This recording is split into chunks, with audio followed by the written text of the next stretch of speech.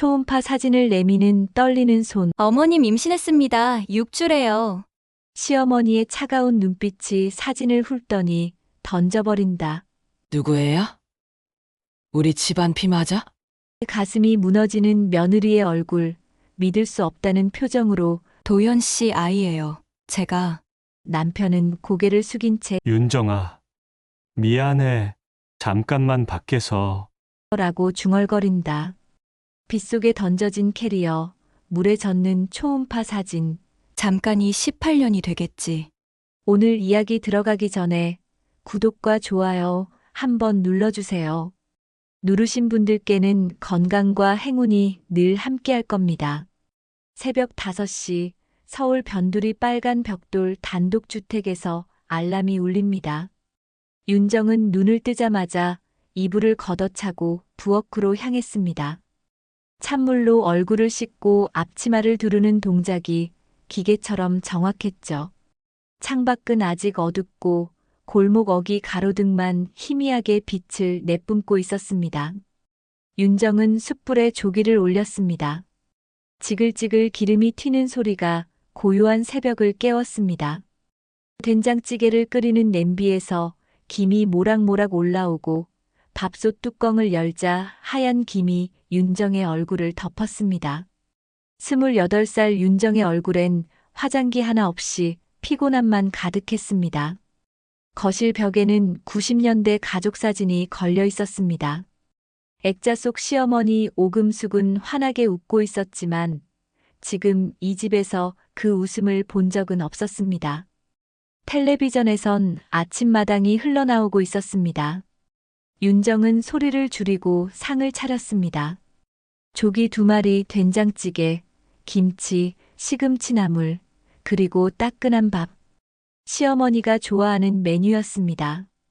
6시 정각, 오금숙이 방에서 나왔습니다. 58살의 오금숙은 파마한 머리를 단정히 빗어 넘기고 있었습니다. 윤정은 재빨리 자리에서 일어나 인사를 했습니다. 어머님 주무셨어요? 오금숙은 대꾸 없이 상 앞에 앉았습니다. 윤정이 숟가락을 내밀자 오금숙은 조기를 집어 한 입 베어 물었습니다. 그리고는 젓가락을 내려놓았습니다. 간이 새네. 조기는 싱겁게 구워야지. 죄송합니다. 다음부턴 조심할게요. 윤정은 고개를 숙였습니다. 오금숙은 된장찌개를 한술 떠서 맛을 보더니 인상을 찌푸렸습니다. 국물이 텁텁해. 멸치 육수를 제대로 우렸어? 네, 어머님. 1시간 넘게 우렸습니다. 그럼 멸치가 싱싱하지 않았나 보지. 시장 갈 때 좀 잘 고르고 다녀. 윤정은 입술을 깨물었습니다. 어제 시장에서 제일 싱싱한 멸치를 골라왔는데도 이런 말을 듣는 게 일상이었습니다. 오금숙은 밥을 몇 술 뜨더니 숟가락을 놓았습니다. 입맛이 없네. 치워. 윤정은 거의 손대지 않은 상을 들고 부엌으로 갔습니다.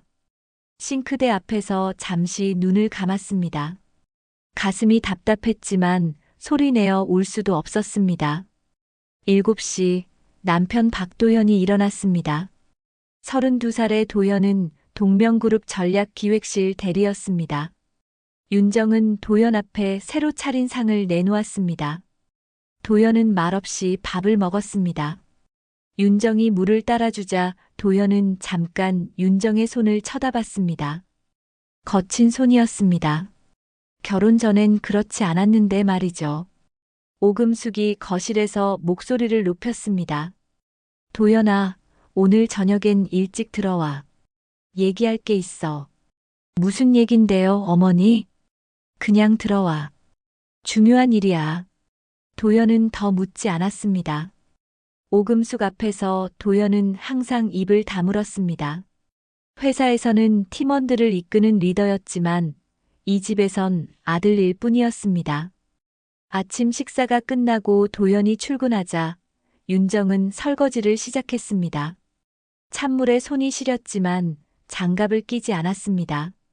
오금숙이 장갑 끼고 설거지하는 며느리를 싫어했기 때문입니다. 설거지를 마치고 걸레질을 하는데 오금숙이 소파에 앉아 윤정을 지켜보고 있었습니다. 윤정아. 네, 어머님. 결혼한 지 2년이 됐지? 네, 맞습니다. 오금숙은 팔짱을 끼고 윤정을 쳐다봤습니다. 차갑고 날카로운 시선이었습니다.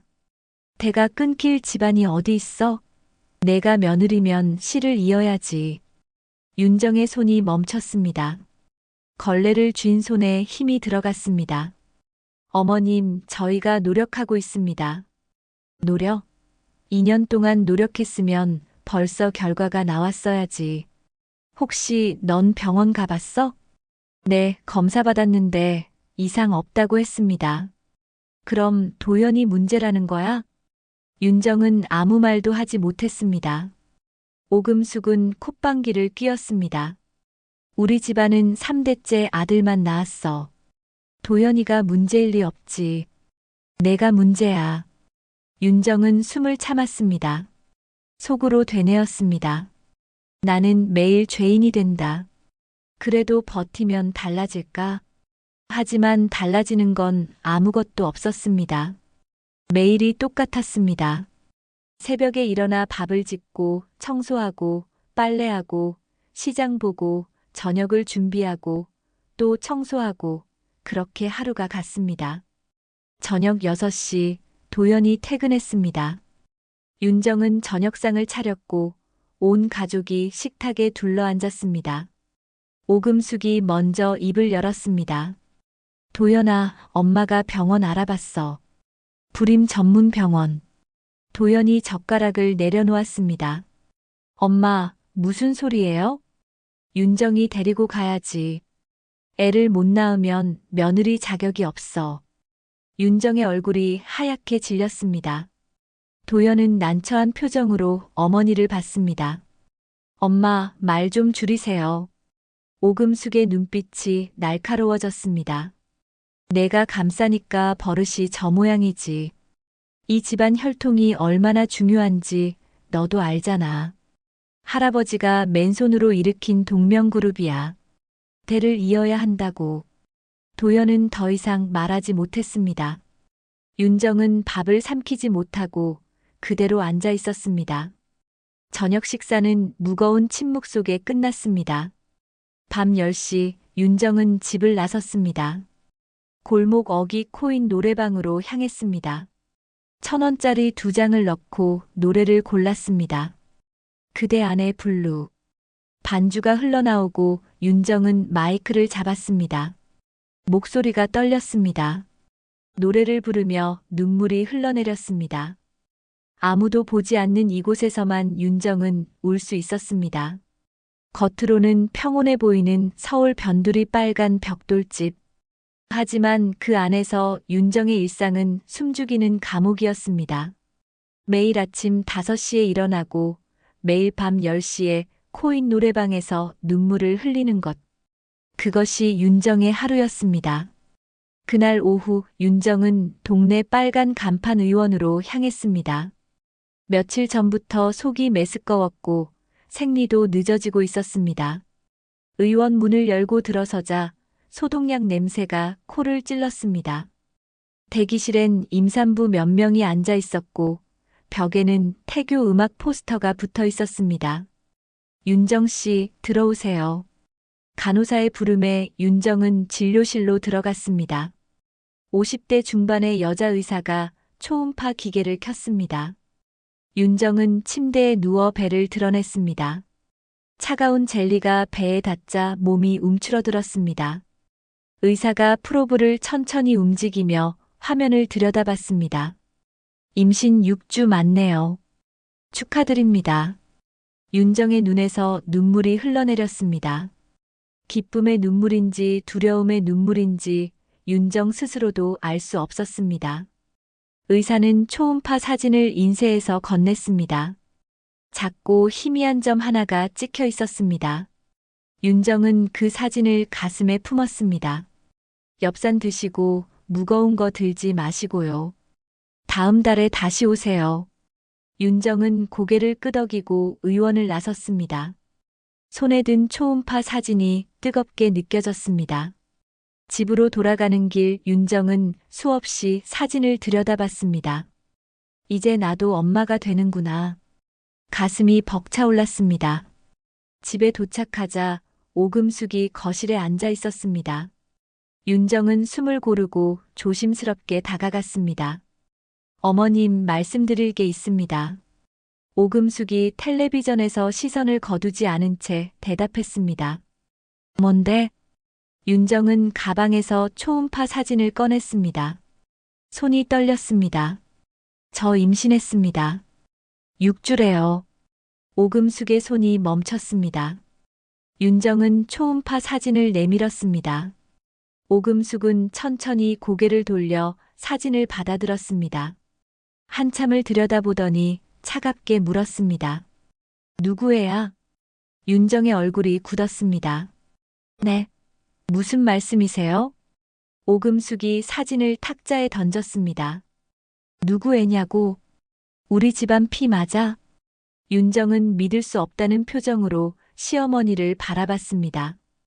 가슴이 찢어지는 것 같았습니다. 어머님, 도현 씨 아이입니다. 제가 증명할 수 있어? 그때 현관문이 열리며 도현이 들어왔습니다. 윤정은 재빨리 도현에게 다가갔습니다. 도현 씨, 제가 임신했어요. 도현의 눈이 커졌습니다. 정말? 윤정아. 도현이 윤정을 안으려는 순간 오금숙의 목소리가 날아들었습니다. 도현아, 잠자코 있어. 도현은 어머니를 돌아봤습니다. 오금숙은 자리에서 일어나 윤정을 노려봤습니다. 이 집에서 밖으로 나돌아다니는 게 누군지 내가 다 알아. 시장 가서 누구랑 얘기하고 어디 들르는지 말이야. 윤정은 온몸이 얼어붙었습니다. 도현이 끼어들었습니다. 엄마, 무슨 말씀을 그렇게 하세요? 내가 뭘 알아? 며느리가 밖에서 무슨 짓을 하는지 내가 봤어? 윤정은 입술을 깨물었습니다. 눈물이 쏟아질 것 같았지만 참았습니다. 오금숙은 초음파 사진을 집어들고 찢으려다가 멈췄습니다. 대신 사진을 윤정에게 던졌습니다. 병원 한 번 더 가봐. 확실히 검사받고. 윤정은 바닥에 떨어진 사진을 주워들었습니다. 도현은 난처한 얼굴로 서 있었습니다.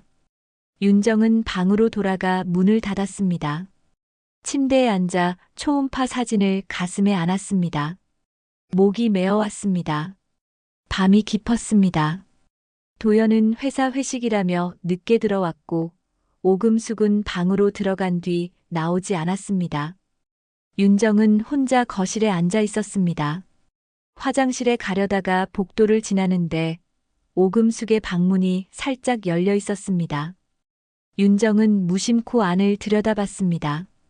오금숙이 서랍을 열고 무언가를 꺼내고 있었습니다. 낡은 상자였습니다. 오금숙은 상자를 열고 안을 들여다보더니 깊은 한숨을 내쉬었습니다. 그리고는 상자를 다시 서랍 깊숙이 넣었습니다. 윤정은 재빨리 몸을 숨겼습니다. 다음 날 아침 오금숙이 외출했습니다. 윤정은 청소를 하다가 오금숙의 방 앞에 섰습니다. 잠시 망설이다가 문을 열었습니다. 가슴이 두근거렸습니다. 서랍을 열자 옷가지들이 보였습니다. 윤정은 조심스럽게 옷을 들어 올렸습니다. 그 아래 낡은 나무 상자가 있었습니다. 상자를 열자 97년형 삐삐가 나왔습니다. 액정은 깨져 있었고 먼지가 수북했습니다. 그 옆엔 카세트 테이프가 있었습니다. 라벨에 손글씨로 태수비밀이라고 적혀 있었습니다. 윤정은 테이프를 들어 올렸습니다. 태수, 창업주 박태수 회장. 왜 시어머니가 이런 걸 갖고 있지? 윤정은 재빨리 테이프를 원래 자리에 놓고 서랍을 닫았습니다. 하지만 머릿속은 복잡했습니다. 태수와 비밀. 무슨 비밀일까? 그날 오후 윤정은 시장에 갔습니다. 장바구니를 들고 골목을 지나는데 갑자기 발이 미끄러졌습니다. 윤정은 균형을 잃고 바닥에 넘어졌습니다. 장바구니 속 물건들이 사방으로 튀었습니다. 배를 감싸쥐며 신음이 흘러나왔습니다. 아줌마, 괜찮으세요? 지나가던 사람이 윤정을 일으켜 세웠습니다. 윤정은 바닥을 봤습니다. 계단 난간에 기름기가 번들거렸습니다. 누가 일부러 뿌린 것처럼 보였습니다. 윤정은 식은땀을 흘리며 배를 만졌습니다. 복부에 통증이 느껴졌습니다. 병원에 가야 해요. 윤정은 택시를 잡아타고 병원으로 향했습니다. 응급실에서 검사를 받았습니다. 의사는 다행히 아기는 괜찮다고 했습니다. 하지만 절대 안정이 필요하다며 조심하라고 당부했습니다. 집으로 돌아온 윤정은 현관문을 열었습니다. 오금숙이 소파에 앉아 윤정을 기다리고 있었습니다. 차가운 눈빛이었습니다. 윤정이 신발을 벗으려는데 오금숙이 낮은 목소리로 속삭였습니다. 이 집에서 사고 치지 마. 윤정은 몸이 굳었습니다. 내가 누구인 줄 내가 다 안다. 오금숙은 천천히 자리에서 일어나 방으로 들어갔습니다. 윤정은 그 자리에 선 채 움직이지 못했습니다. 등골이 오싹했습니다. 오금숙은 뭘 알고 있는 걸까? 그리고 그 테이프와 삐삐는 대체 무엇일까? 윤정의 손이 배를 감쌌습니다. 이 아이를 지켜야 한다는 생각뿐이었습니다. 며칠이 지났습니다. 윤정은 조심스럽게 생활했지만 집안의 분위기는 점점 더 차갑게 식어갔습니다. 오금숙은 윤정과 말을 섞지 않았고 도연은 야근이 잦아졌습니다. 윤정은 혼자 밥을 먹고 혼자 설거지를 했습니다. 그날 저녁 하늘에서 빗방울이 떨어지기 시작했습니다. 윤정은 저녁 준비를 하고 있었습니다. 부엌에서 칼질을 하는데 현관문이 열렸습니다. 도연이 들어왔고 그 뒤로 오금숙도 외출해서 돌아왔습니다. 윤정은 앞치마를 벗고 거실로 나갔습니다. 어서 오세요. 오금숙은 대답 없이 방으로 들어갔습니다. 도연은 넥타이를 풀며 소파에 앉았습니다. 윤정이 물을 따라주려는데 오금숙이 방에서 나오며 윤정의 캐리어를 끌고 나왔습니다. 윤정의 옷가지들이 캐리어에 대충 쑤셔 넣어져 있었습니다. 어머님, 이게 무슨... 오금숙은 캐리어를 윤정 앞에 던졌습니다. 캐리어가 바닥에 넘어지며 옷들이 쏟아졌습니다. 짐 챙겨서 나가. 윤정은 믿을 수 없다는 표정으로 오금숙을 바라봤습니다. 어머님, 무슨 말씀이세요? 못 알아들어. 지금 당장 이 집에서 나가라고. 도연이 자리에서 일어났습니다. 엄마, 무슨 일이에요? 갑자기 왜 이러세요? 오금숙은 도연을 돌아보며 차갑게 말했습니다. 이 여자, 우리 집안 사람 아니야. 애초에 들어올 자격이 없었어. 윤정의 다리에 힘이 풀렸습니다. 무릎이 후들거렸습니다. 자격이요? 저는 도연 씨와 결혼했습니다. 법적으로 부부예요. 오금숙이 비웃었습니다. 그게 뭐가 중요해. 이 집은 내 집이고 내가 나가라면 나가는 거야. 밖에서 빗소리가 거세졌습니다. 윤정은 도연을 바라봤습니다. 도연은 고개를 숙이고 있었습니다. 도연 씨, 뭐라고 좀 해요. 저 임신했잖아요. 우리 아이가 뱃속에 있다고요. 도연은 입술을 깨물었습니다. 한참을 망설이다가 작게 말했습니다. 윤정아, 미안해. 윤정의 가슴이 무너져 내렸습니다. 미안하다고요? 그게 다예요? 도연은 윤정을 똑바로 쳐다보지 못했습니다. 잠깐만 밖에서 어머니 화 좀 풀리면 다시. 윤정은 웃음이 나왔습니다. 비참한 웃음이었습니다. 잠깐이 18년이 되겠지. 당신도 알잖아요. 어머니는 절대 화를 안 푸신다는 거. 오금숙이 현관문을 활짝 열었습니다. 빗물이 안으로 튀어들어왔습니다. 지금 나가. 이 집 출입 금지다. 윤정은 바닥에 널린 옷가지들을 주워 담았습니다. 손이 떨려서 옷을 제대로 잡을 수가 없었습니다. 가방에서 초음파 사진을 꺼냈습니다. 사진을 도연에게 내밀었습니다. 이거라도 가지고 있어요. 당신 아이예요. 도연은 사진을 받지 않았습니다. 윤정은 사진을 바닥에 떨어뜨렸습니다.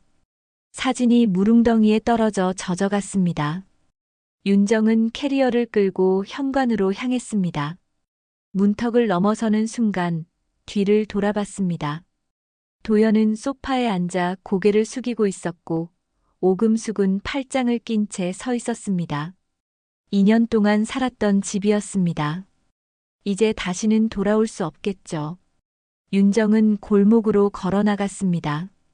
빗물이 옷을 적셨고 캐리어 바퀴가 무릉덩이를 지나며 물을 튀겼습니다. 어디로 가야 하나? 친정. 아버지는 5년 전 돌아가셨고 어머니는 지방에서 혼자 사셨습니다. 친구들. 결혼 후 연락이 끊긴 지 오래였습니다. 윤정은 지하철역으로 향했습니다. 역 대합실 의자에 앉아 젖은 옷을 말렸습니다. 배를 감싸며 작게 속삭였습니다. 미안해. 엄마가 너를 지키지 못해서. 다음 날 윤정은 경기도 외곽의 원룸을 얻었습니다. 보증금 300만 원에 월세 30만 원. 결혼 전 모아뒀던 돈을 모두 털었습니다. 원룸은 좁았습니다. 화장실과 부엌이 붙어 있었고 창문 밖으론 공사장이 보였습니다. 윤정은 짐을 풀고 바닥에 앉았습니다. 빈 방이었습니다. 침대도 없고 책상도 없었습니다. 그저 냉장고 하나와 가스레인지 하나뿐이었습니다. 윤정은 벽에 기대어 눈을 감았습니다.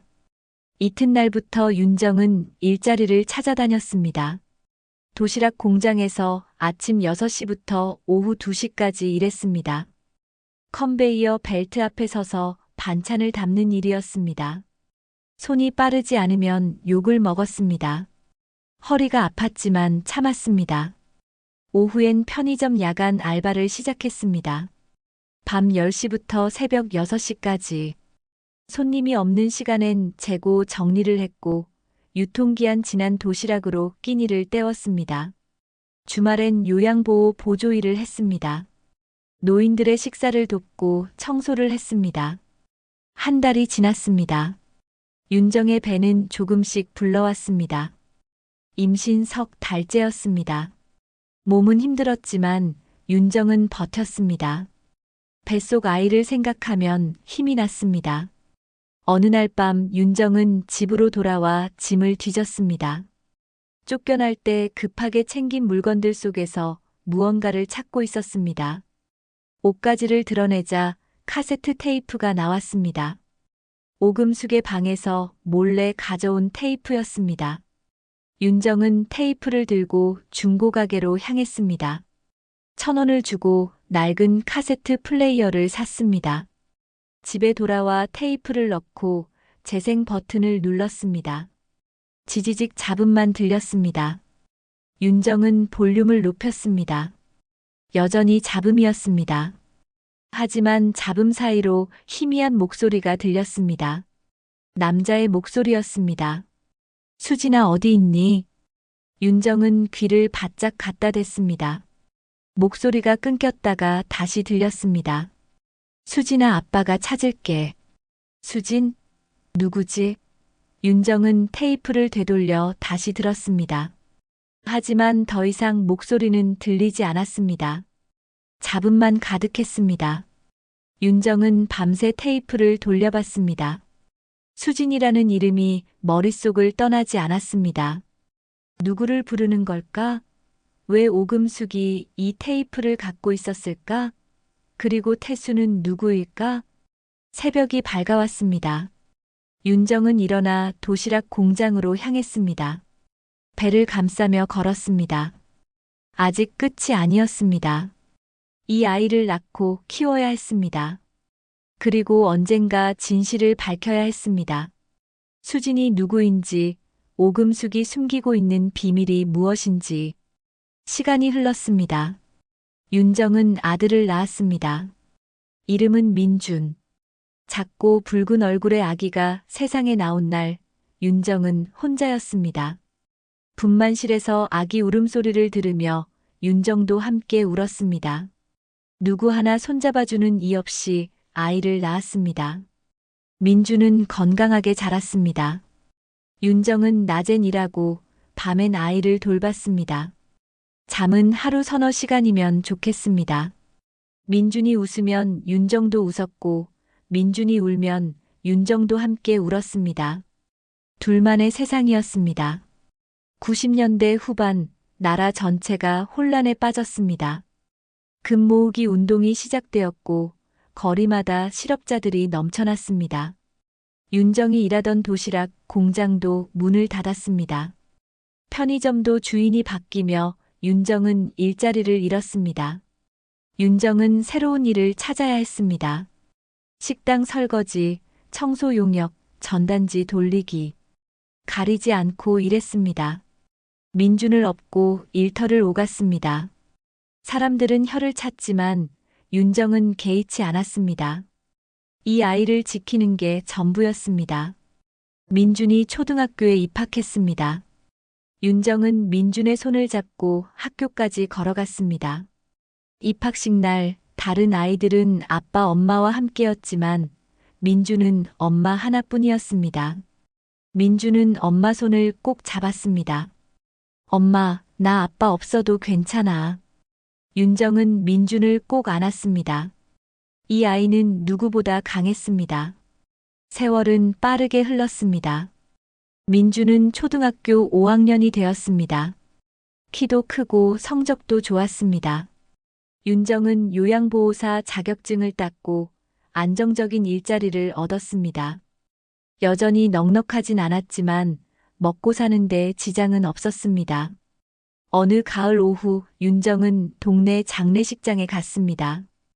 요양원에서 돌보던 할머니가 돌아가셨습니다. 윤정은 조문을 마치고 빈소를 나섰습니다. 복도 한쪽에 놓인 몇 명이 소주잔을 기울이고 있었습니다.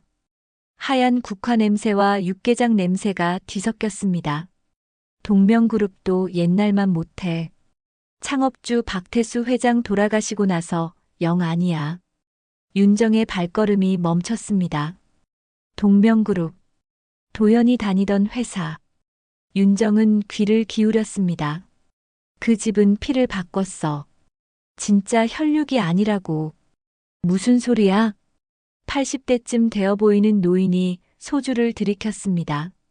얼굴이 붉게 상기되어 있었습니다. 내가 그 집 비서였으니까 알지. 창업주한테 딸이 있었어. 손녀 말이야. 손녀? 아들만 있는 줄 알았는데 아들은 일찍 죽었잖아. 손녀가 있었다고. 그 아이만 사라졌지. 윤정은 숨을 죽이고 다가갔습니다. 노인은 계속 중얼거렸습니다. 하녀가 데리고 나갔어. 어린애를 말이야. 회장님이 미쳐 날뛰셨지. 경찰도 찾고 사람도 풀고 했는데 흔적도 없더라고.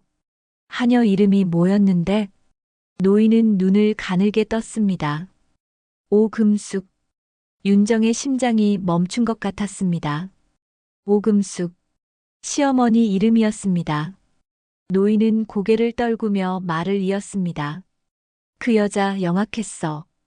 회장님 약 좀 쥐고 있었거든. 나중엔 입양아를 데려와서 후계자로 만들었다던데. 윤정은 온몸이 얼어붙었습니다. 입양아? 도연을 말하는 건가? 회장님은 그 손녀 찾다가 돌아가셨어.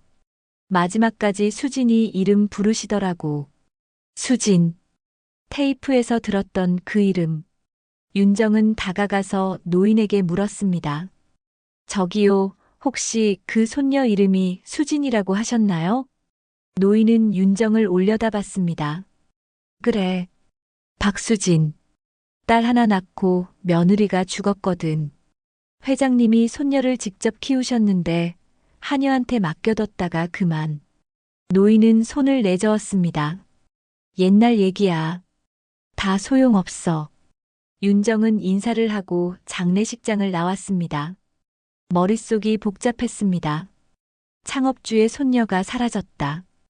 오금숙이 데리고 나갔다. 그리고 입양아를 후계자로 만들었다. 퍼즐 조각들이 움직이기 시작했습니다. 집으로 돌아온 윤정은 노트북을 켰습니다. 박태수 회장을 검색했습니다. 오래된 기사들이 쏟아졌습니다. 창업주 박태수, 90년대 초 별세. 유일한 아들 교통사고로 사망. 손녀 행방불명. 윤정은 기사들을 하나하나 출력했습니다. 빨간 스크랩북을 만들었습니다. 사진들을 붙이고 메모를 달았습니다. 한 장의 사진에서 윤정의 손이 멈췄습니다. 창업주 박태수 뒤에 젊은 하녀가 서 있었습니다. 얼굴이 익숙했습니다. 오금숙이었습니다. 윤정은 사진을 자세히 들여다봤습니다. 오금숙의 눈빛이 차가웠습니다. 창업주는 카메라를 보고 있었지만 오금숙은 다른 곳을 보고 있었습니다. 대체 무슨 일이 있었던 거지? 윤정은 밤새 자료를 뒤졌습니다. 법원 공고, 옛날 신문, 부동산 등기부. 하나씩 단서를 모았습니다. 오금숙은 90년대 중반 갑자기 재산이 늘었습니다. 빨간 벽돌집도 그때 샀습니다. 다음 날은 민준의 11번째 생일이었습니다. 윤정은 작은 케이크를 샀습니다. 민준은 친구 둘을 집에 초대했습니다. 좁은 원룸이었지만 아이들은 즐거워했습니다. 생일 축하해, 민준아. 윤정은 촛불을 켰습니다. 민준이 숨을 들이쉬는 순간 몸이 흔들렸습니다. 민준의 얼굴이 새하얗게 질렸습니다. 민준아. 민준이 바닥에 쓰러졌습니다. 윤정은 민준을 안고 병원으로 달려갔습니다. 응급실에서 의사가 여러 검사를 했습니다. 민준은 깨어났지만 기운이 없었습니다. 보호자분, 잠깐 나오시죠. 의사는 윤정을 상담실로 불렀습니다. 윤정은 가슴이 철렁했습니다. 검사 결과를 봤는데요. 유전성 희귀질환 가능성이 있습니다. 유전성이요? 네, 혈통 기반 정밀 검사가 필요합니다. 부모님 유전자 검사도 같이 해야 하고요. 윤정은 입술을 깨물었습니다. 부모 유전자 검사. 도연은 18년째 연락이 끊겼습니다. 아버지 쪽 검사가 어려우신가요? 네, 연락이 안 됩니다.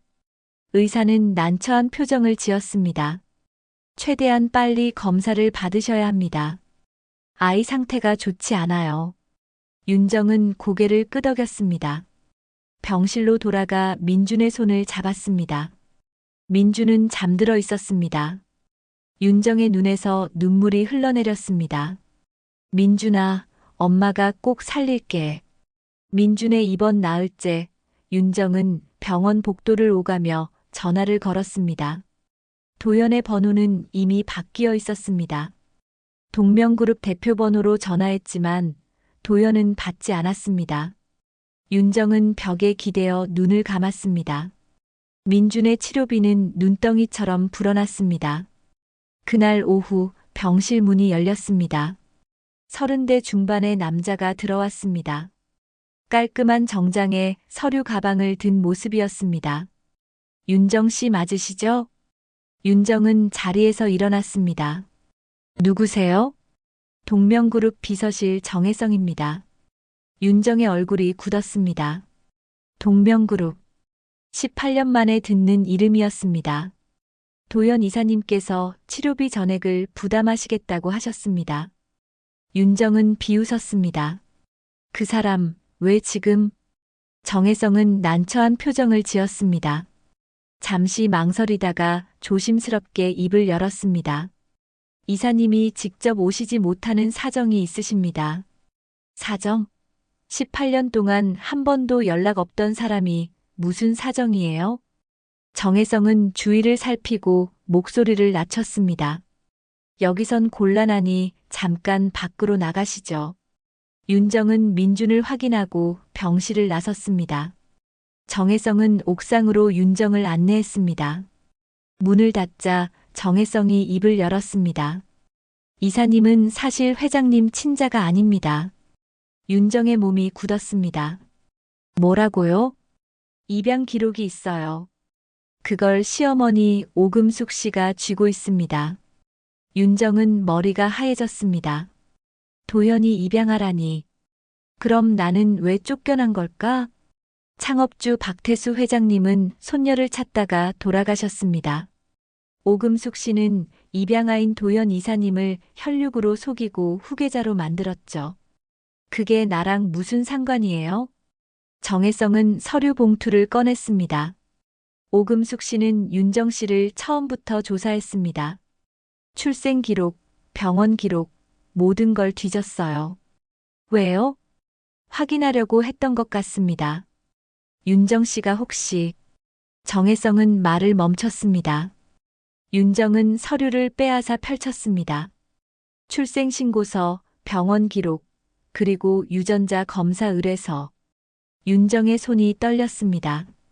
이게 대체 뭐예요? 오금숙 씨가 의뢰한 겁니다. 하지만 검사는 진행되지 않았어요. 윤정 씨를 쫓아낸 게 그 직후였으니까요. 윤정은 서류를 내려다봤습니다. 의뢰 날짜는 윤정이 임신 사실을 알린 바로 다음 날이었습니다. 민준이 치료받으려면 정밀 유전자 검사가 필요합니다. 도연 이사님 샘플도 필요하고요. 정혜성은 명함을 건넸습니다. 연락 주세요. 이사님이 협조하실 겁니다. 정혜성이 떠나고 윤정은 혼자 남았습니다. 바람이 차갑게 불어왔습니다. 윤정은 서류를 꼭 쥐었습니다. 오금숙은 무언가를 알고 있었습니다. 그래서 윤정을 쫓아낸 겁니다. 사흘 뒤 검사 결과 일부가 나왔습니다. 의사는 윤정을 상담실로 불렀습니다. 의사의 표정이 심각했습니다. 윤정 씨, 이상한 결과가 나왔습니다. 민준이 많이 아픈가요? 그것보다 유전자 표지가 특이합니다. 민준 군의 DNA에서 특정 가문의 직계 표지가 나왔어요. 윤정은 알아듣지 못했습니다. 무슨 뜻이에요?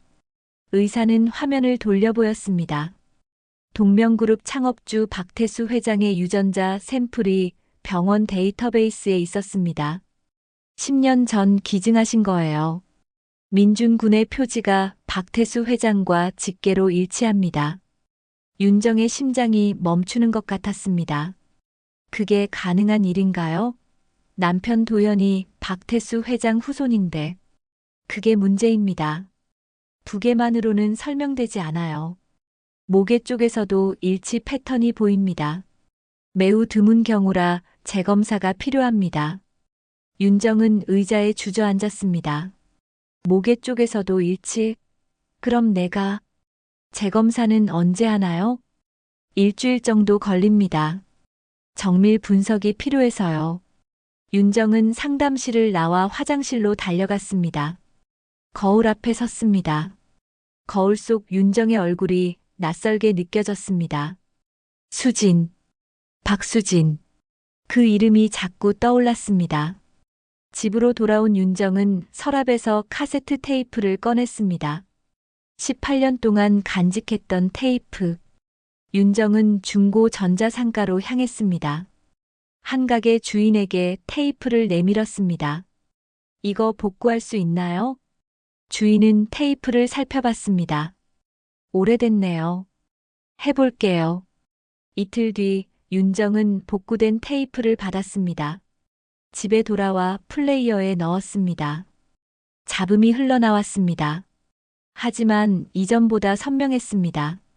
남자의 목소리가 들렸습니다. 떨리는 목소리였습니다. 금수가 그 아이네 딸 수진을 어디로 데려간 거냐? 윤정의 숨이 멎었습니다. 회사 지키고 싶으면 조용히 하라니? 내가 시키는 대로 하면 그 아이는 영영 못 찾게 되는 거냐? 목소리가 끊겼습니다. 잠시 침묵이 흐르다가 다시 들렸습니다. 수진아, 아빠가 너를 찾을게. 꼭 찾을게. 미안하다. 흐느끼는 소리가 들렸습니다. 테이프가 멈췄습니다. 윤정의 손이 떨렸습니다. 눈물이 흘러내렸습니다. 가슴이 찢어지는 것 같았습니다. 수진. 그 이름이 왜 이렇게 가슴을 아프게 하는 걸까? 윤정은 거울 앞에 섰습니다. 자신의 얼굴을 오래 들여다봤습니다. 기억나지 않는 어린 시절. 고아원에서 자랐다고 들었습니다. 양부모님이 키웠다고 했습니다. 하지만 진짜 부모는 누구였을까? 윤정은 출생 기록을 찾기 시작했습니다. 구청, 병원, 고아원. 하나하나 방문했습니다. 오래된 기록들을 뒤졌습니다. 그리고 마침내 찾아냈습니다. 빨간 벽돌 병원. 지금은 요양원으로 바뀐 곳. 지하 창고에 90년대 분만 대장이 있었습니다. 먼지 쌓인 장부를 펼쳤습니다. 윤정의 생년월일을 찾았습니다. 여아, 무연고, 수진 가명. 보호자 이름은 공란. 접수한 사람은 오금숙 간호보조. 윤정의 눈에서 눈물이 쏟아졌습니다. 수진. 나는 수진이었습니다. 윤정은 분만 대장을 사진으로 찍었습니다. 증거가 필요했습니다. 요양원을 나서며 윤정의 발걸음이 무거웠습니다. 수진. 박수진. 이름을 되뇌었습니다. 낯설면서도 익숙한 이름이었습니다. 병원으로 돌아가 의사를 찾았습니다. 의사는 민준의 상태를 설명하고 있었습니다. 재검사 결과가 나왔습니다. 법원 감정 수준으로 정밀 분석했어요. 윤정은 숨을 참았습니다. 의사는 서류를 넘기며 말을 이었습니다. 윤정 씨와 창업주 박태수 회장의 유전자를 대조했습니다. 모녀 관계로 일치합니다. 윤정의 다리에 힘이 풀렸습니다. 의자에 주저앉았습니다. 그럼 저는 박태수 회장의 친딸이십니다. 민준 군은 외손자고요. 직계 혈통이 명확합니다. 의사는 그래프를 보여줬습니다. 빨간 선과 파란 선이 여러 지점에서 일치했습니다. 윤정은 서류를 받아들었습니다. 손이 떨렸습니다. 이 결과는 법적 효력이 있나요? 네, 법원 감정 수준입니다. 친자 확인 소송에도 사용할 수 있어요. 윤정은 서류를 가슴에 안았습니다. 이제 확실해졌습니다. 윤정은 창업주 박태수의 딸이었습니다. 하녀 오금숙이 아기였던 윤정을 데리고 나가 신분을 지웠습니다. 그리고 입양아 도연을 데려와 혈통으로 속였습니다. 모든 퍼즐이 맞춰졌습니다. 윤정은 집으로 돌아와 빨간 스크랩북을 펼쳤습니다. 신문 기사, 사진, 분만 대장, 유전자 검사 결과. 하나하나 정리했습니다. 증거는 충분했습니다. 밤이 깊었습니다. 윤정은 거울 앞에 섰습니다. 거울 속 윤정의 눈빛이 달라져 있었습니다. 더 이상 쫓겨난 며느리가 아니었습니다. 윤정은 박수진이었습니다. 동명그룹 창업주의 유일한 혈육이었습니다. 나는 버림받은 며느리가 아니라 숨겨진 주인이었다. 윤정은 작게 속삭였습니다. 18년 동안 숨죽이며 살았습니다. 모욕당하고 쫓겨났습니다. 하지만 이제 달랐습니다. 윤정에게는 아들이 있었습니다. 민준. 창업주의 외손자. 진짜 피를 이은 아이였습니다. 다음 날 윤정은 변호사 사무실을 찾았습니다. 50대 여자 변호사가 서류를 검토했습니다. 증거가 확실하네요. 유전자 검사 결과도 법원 수준이고 분만 대장도 있고요. 소송 걸 수 있을까요? 변호사는 고개를 끄덕였습니다. 가능합니다. 상속권 회복 청구 소송이죠. 하지만 시간이 오래 걸릴 겁니다. 얼마나요? 최소 1년, 길면 2년. 상대방이 대기업이니까 저항이 심할 겁니다. 윤정은 입술을 깨물었습니다. 민주는 지금 당장 치료가 필요했습니다. 1년을 기다릴 수 없었습니다. 다른 방법은 없나요? 변호사는 잠시 생각하더니 말했습니다. 직접 대면하는 겁니다. 증거를 들고 동명그룹 이사회에 나타나세요. 유전자 검사 결과와 분만 대장, 그리고 카세트 테이프까지 공개적으로 진실을 밝히는 거죠. 그게 가능할까요? 오금숙 씨가 거부하면 어렵습니다. 하지만 이 사진들 앞에서 증거를 제시하면 달라질 겁니다. 기업은 혈통을 중요하게 생각하니까요. 윤정은 고개를 끄덕였습니다. 결심이 섰습니다. 하겠습니다. 각오하세요. 쉽지 않을 겁니다. 윤정은 사무실을 나섰습니다. 결단을 내렸습니다. 더 이상 도망치지 않겠다고. 민준을 위해서, 그리고 윤정 자신을 위해서. 집으로 돌아온 윤정은 옷장을 열었습니다. 구석에 걸린 검은색 정장. 결혼식 때 입었던 옷이었습니다. 윤정은 정장을 꺼내 다렸습니다. 거울 앞에서 입어봤습니다. 18년 전보다 야위었지만 여전히 맞았습니다. 민준이 병실에서 물었습니다. 엄마, 어디가? 윤정은 민준의 손을 잡았습니다. 엄마가 너를 지키러 가는 거야. 무서워? 윤정은 웃었습니다. 응, 무서워. 하지만 해야 해. 너 때문에. 민준은 엄마 손을 꼭 쥐었습니다. 엄마는 강해. 나보다 훨씬 강해.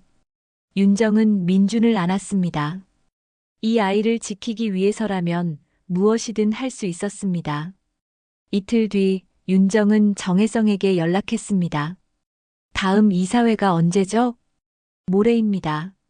왜요? 제가 참석하겠습니다. 전화 너머로 침묵이 흘렀습니다. 무슨 말씀이신지 도현 씨한테 전해주세요. 윤정이 이사회에 간다고. 준비하라고. 윤정은 전화를 끊었습니다. 가슴이 두근거렸습니다. 하지만 물러설 수 없었습니다. 밤 윤정은 카세트 테이프를 다시 들었습니다. 창업주의 목소리가 들렸습니다. 수진아, 아빠가 너를 찾을게. 윤정은 눈을 감았습니다. 창업주 박태수는 딸을 찾다가 세상을 떠났습니다. 하지만 딸은 살아있었습니다. 윤정이 바로 그 딸이었습니다. 아버지, 제가 돌아왔어요. 윤정은 작게 속삭였습니다. 거울 앞에 섰습니다. 검은 정장을 입고 머리를 단정히 빗었습니다. 거울 속 윤정의 눈빛이 단단했습니다. 끝내자. 도망 말고 내 이름으로. 윤정은 서류 가방을 챙겼습니다. 유전자 검사 결과, 분만 대장 사본, 카세트 테이프, 신문 기사. 모든 증거가 들어 있었습니다. 윤정은 가방을 들고 문을 나섰습니다. 이제 시작이었습니다. 18년 동안 숨겨졌던 진실을 밝힐 시간이었습니다. 윤정은 더 이상 며느리가 아니었습니다. 박수진, 동명그룹의 진짜 주인. 그 이름으로 돌아가는 것이었습니다. 새벽 공기가 차갑게 얼굴을 스쳤습니다.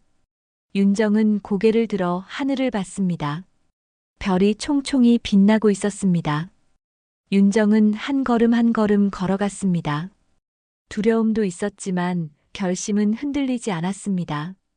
민준을 위해서, 그리고 잃어버렸던 자신을 되찾기 위해서. 윤정은 멈추지 않고 앞으로 나아갔습니다. 동명그룹 본사. 유리와 철근으로 세워진 20층 건물이 아침 햇살을 받아 빛났습니다. 윤정은 민준의 손을 잡고 정문 앞에 섰습니다. 검은 정장을 입은 윤정의 어깨가 곧게 펴져 있었습니다. 민준도 깔끔한 셔츠를 입고 있었습니다. 엄마, 떨려. 윤정은 민준을 내려다봤습니다. 응, 떨려. 하지만 괜찮아. 우리 함께니까. 민준은 고개를 끄덕였습니다. 두 사람은 건물 안으로 들어갔습니다. 로비에서 정혜성이 기다리고 있었습니다. 정혜성의 표정이 긴장되어 있었습니다. 오셨군요. 이사회는 15층입니다. 법원 집행관도 도착했어요. 엘리베이터가 올라갔습니다. 층수가 올라갈수록 윤정의 심장이 빠르게 뛰었습니다. 15층에서 문이 열렸습니다. 긴 복도 끝에 회의실이 보였습니다. 회의실 문 앞에 정장을 입은 남자가 서 있었습니다. 법원 집행관이었습니다. 집행관은 윤정에게 고개를 끄덕였습니다. 박수진 씨 맞으시죠? 준비됐습니다. 윤정은 숨을 깊이 들이마셨습니다. 민준이 엄마 손을 꼭 쥐었습니다. 윤정은 민준을 보며 웃었습니다. 그리고 회의실 문을 열었습니다. 회의실 안에는 10명이 넘는 사람들이 앉아 있었습니다. 긴 타원형 테이블 양쪽으로 임원들이 자리했습니다. 테이블 상석에는 60대 남자가 앉아 있었습니다. 이사회 의장이었습니다. 그 옆에 오금숙이 앉아 있었습니다. 오금숙은 윤정을 보자 얼굴이 굳었습니다. 윤정은 천천히 걸어 들어갔습니다. 민준과 법원 집행관이 뒤를 따랐습니다. 회의실이 조용해졌습니다. 의장이 입을 열었습니다. 누구신지 먼저 밝혀주시죠. 윤정은 테이블 앞에 섰습니다. 저는 윤정입니다. 도연 이사의 전 부인이고 이 아이의 어머니입니다. 오금숙이 자리에서 일어났습니다. 무슨 일로 여기까지 왔어? 이사회는 관계자 외출입 금지야. 윤정은 오금숙을 똑바로 쳐다봤습니다. 관계자 아닌가요? 저는 이 회사 창업주의 딸인걸요. 회의실이 술렁였습니다. 임원들이 서로를 쳐다봤습니다. 오금숙의 얼굴이 창백해졌습니다. 무슨 헛소리야.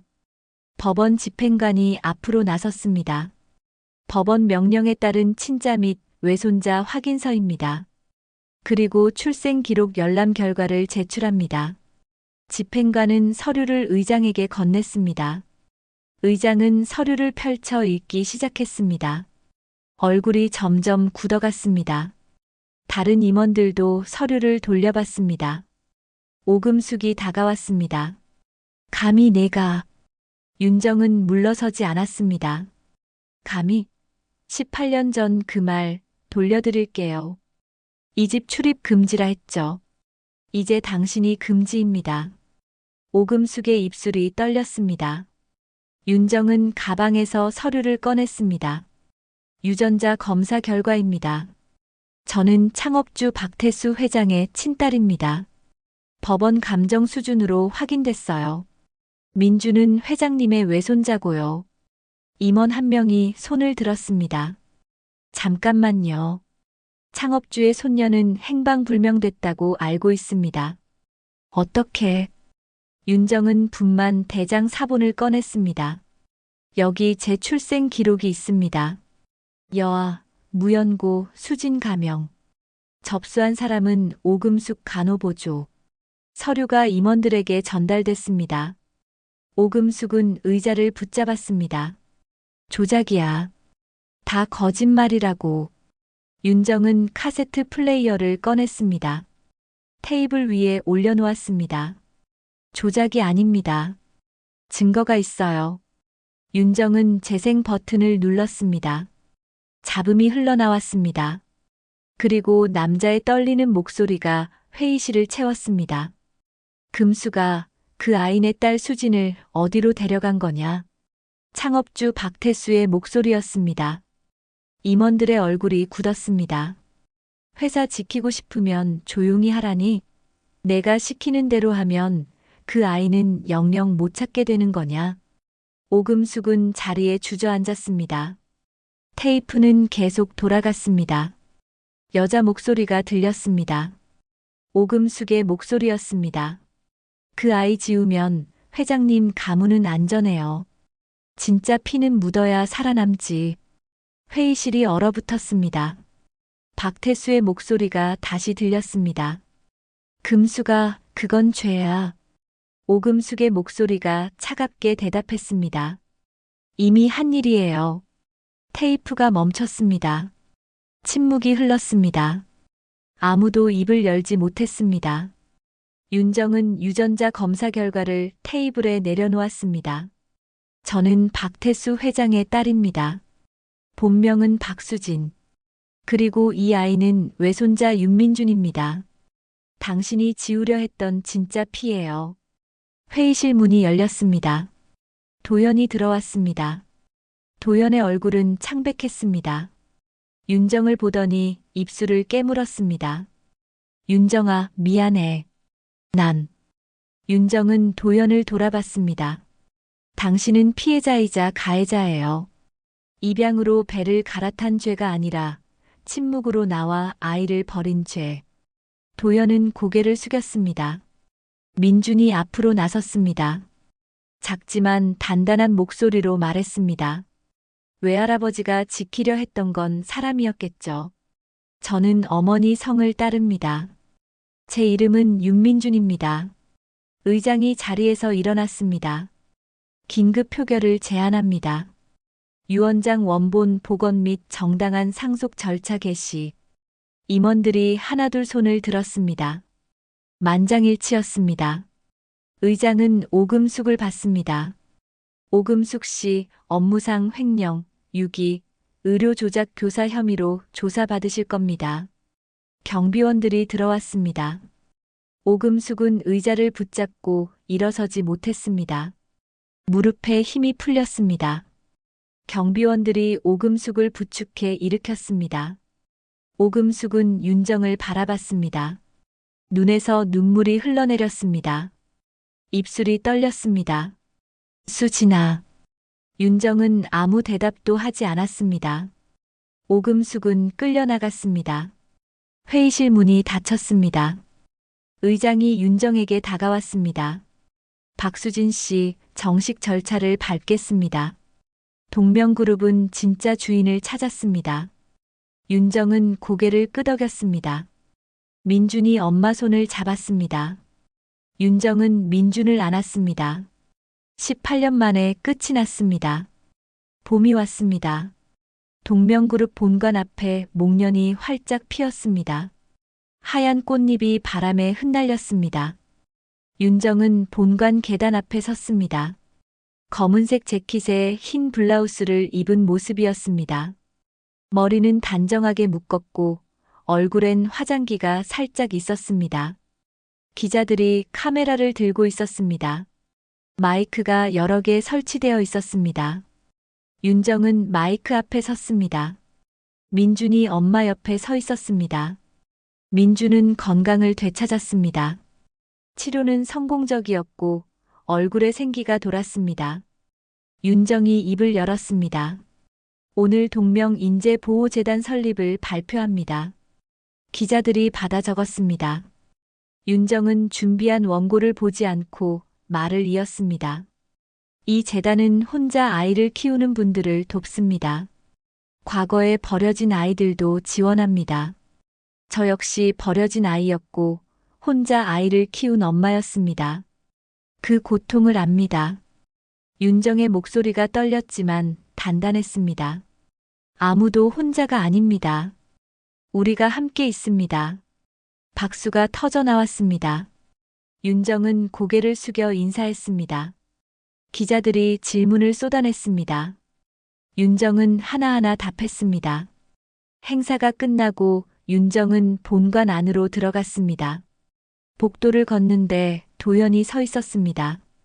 도연은 양복을 입고 있었지만 표정이 지쳐 있었습니다. 윤정아, 시간 좀 있어? 윤정은 멈춰 섰습니다. 민주는 먼저 가라는 엄마 손짓에 복도 끝으로 걸어갔습니다. 윤정과 도연만 남았습니다. 무슨 일이에요? 도연은 서류 봉투를 건넸습니다. 사표야. 오늘 기자회견 하려고. 윤정은 봉투를 받지 않았습니다. 왜요? 내가 너무 오래 비겁했어. 엄마 말에 따르고 너를 지키지 못하고. 이제라도 책임지고 싶어. 윤정은 도연을 바라봤습니다. 도연의 얼굴에 주름이 늘었습니다. 18년이 흘렀습니다. 두 사람 모두 늙었습니다. 책임은 각자 지는 거예요. 당신은 당신대로, 저는 저대로. 도연은 고개를 끄덕였습니다. 미안해. 진심으로. 윤정은 작게 웃었습니다. 우린 여기서 끝내요. 서로를 용서하되 돌아가지 않는다. 도연의 눈가가 붉어졌습니다. 민준이 잘 키워줘서 고마워. 내가 혼자 다 했지. 윤정은 대답하지 않았습니다. 도연을 지나쳐 걸어갔습니다. 뒤돌아보지 않았습니다. 복도 끝에서 민준이 기다리고 있었습니다. 윤정은 민준의 손을 잡았습니다. 엄마, 괜찮아? 응, 괜찮아. 이제 정말 괜찮아. 오후 도연은 기자회견장에 섰습니다. 윤정은 그 모습을 사무실에서 모니터로 지켜봤습니다. 도연이 마이크 앞에서 입을 열었습니다. 저는 오랫동안 겁쟁이였습니다. 진실을 외면했고 가족을 지키지 못했습니다. 도연의 목소리가 떨렸습니다.